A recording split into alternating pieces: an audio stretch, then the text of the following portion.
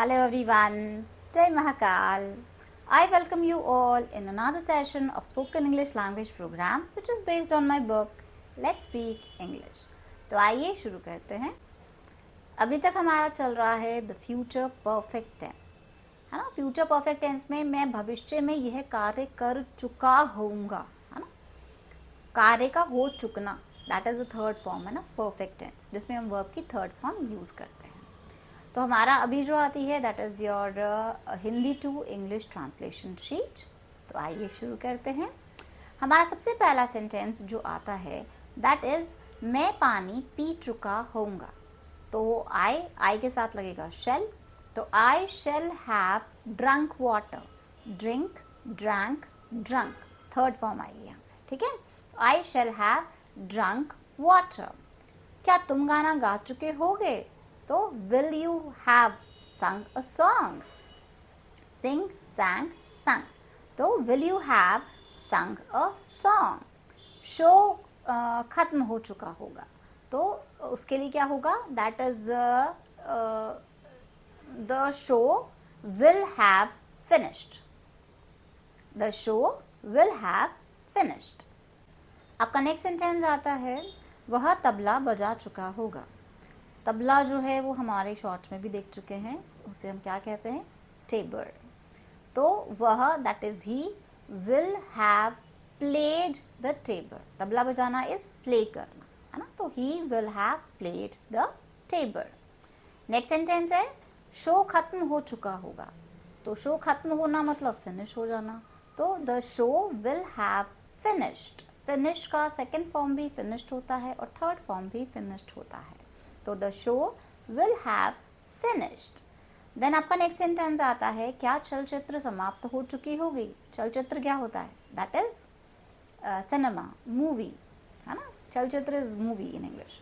तो will the movie have finished. Will के साथ हैव आता है, हैज नहीं आता, इसका ध्यान रखिएगा। तो will the movie have finished. क्या चलचित्र समाप्त हो चुकी होगी? देन आपका नेक्स्ट सेंटेंस आता है दैट इज क्या चिड़िया चहचहा चुकी होगी? तो चिड़िया का चहचहाना इज चिर्प, है ना, बर्ड चिर्प। तो will the bird have chirped. Will the bird have chirped. आपका नेक्स्ट सेंटेंस आता है हम अध्याय समाप्त कर चुके होंगे। अध्याय मतलब चैप्टर, है ना। तो हम हैं तो वी के साथ लगेगा शेल। तो we shall have finish the chapter. समाप्त करना फिनिश भी हो सकता है और हमारा चैप्टर को कंप्लीट करना भी हो सकता है। तो we shall have completed the chapter और we shall have finished the chapter, both are correct. Fine. आपका नेक्स्ट सेंटेंस आता है तुम्हारे घर सामान पहुंच चुका होगा। सामान को हम नॉर्मली लगेज भी कह सकते हैं और गुड्स भी कह सकते हैं, है ना। तो the goods will have reached your house, the luggage would have reached your house. Would जो है थोड़ी प्रोबेबिलिटी शो कर रहे हैं, लेकिन अभी हम यहाँ पर परफेक्ट टेंस के बारे में देख रहे हैं। तो दैट इज विल और शेल का यूज होगा। तो the goods will have reached your house और the luggage would have will have reached your house. Next sentence आपका आता है कि तुम सामान को व्यवस्थित कर चुके होगे। तो सामान को व्यवस्थित करना मतलब अरेंज करना, किसको? गुड्स को। तो you will have arranged the goods. You will have arranged the goods. Next sentence आपका आता है वह तुमसे बात कर चुका होगा। तो he will have talked to you. Talk simple word है, इसके लिए हम दूसरा वर्ड यूज कर सकते हैं दैट इज कम्युनिकेट। तो he will have communicated with you. He will have communicated with you.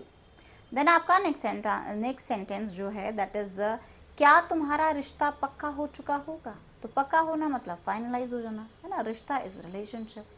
तो तुम्हारा है तो यू के साथ हम विल यूज करेंगे।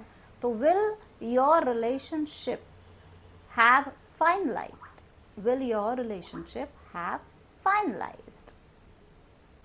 आपका नेक्स्ट सेंटेंस आता है हाँ हमारा रिश्ता पहले से और भी ज़्यादा शानदार हो चुका होगा। शानदार का मतलब हो सकता है वंडरफुल या स्प्लेंडेड। तो yes our relation will have become more wonderful, या हम कह सकते हैं yes our relation will have become more splendid. So this is the sentence. अब हमारा नेक्स्ट सेंटेंस जो आता है दैट इज धोबी कपड़े धो चुका होगा. धोबी कौन होता है?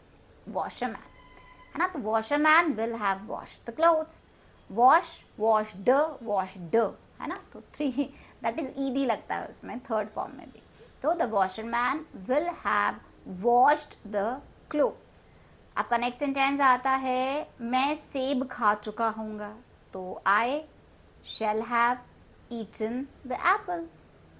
Eat, ate, eaten. I shall have eaten the apple. इसके लिए हम एक और यूज कर सकते हैं eaten के बदले had word, है ना.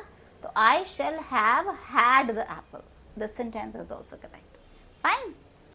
मोची जूते बना चुका होगा. अब मोची कौन होता है? cobbler. और shoes banana that is mend. तो the cobbler will have mend the shoes. The cobbler will have mend the shoes. मैं खेल चुका हूँगा. तो I shall have played. या हम बोल सकते हैं वह जा चुका होगा. तो he will have gone. He will have left. Then आपका नेक्स्ट सेंटेंस आता है that is मैं अपना कार्य समाप्त कर चुका हूँ. तो I shall have finished my work. I shall have finished my work. आपका नियुक्ति पत्र आपको मिल चुका होगा. नियुक्ति पत्र क्या होता है? Appointment letter. तो you will have received your appointment letter.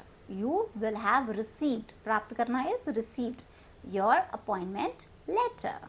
Then आपका नेक्स्ट सेंटेंस आता है दैट इज रजनी कल तक दिल्ली जा चुकी होगी. तो Rajni will have gone to Delhi. कल तक by tomorrow. Rajni will have gone to Delhi by tomorrow. अब वहाँ पे जा चुकी होगी या पहुँच चुकी होगी. तो पहुँचना भी क्या होता है? अराइव होना है ना. रीच होना है, अराइव होना है, ये वर्ड्स होते हैं. तो आती हुई जो ट्रेन है दैट इज अराइविंग. जाती हुई जो पहुँचती हुई ट्रेन है दैट इज योर रीचिंग. तो यहाँ पर वो पहुँच चुकी होगी. तो that would be Rajni would have reached to Delhi by tomorrow. So these are your sentences from Hindi to English translation. Keep on practicing to master your skills and do take very good care of yourself. See you in the next session. Till then, bye.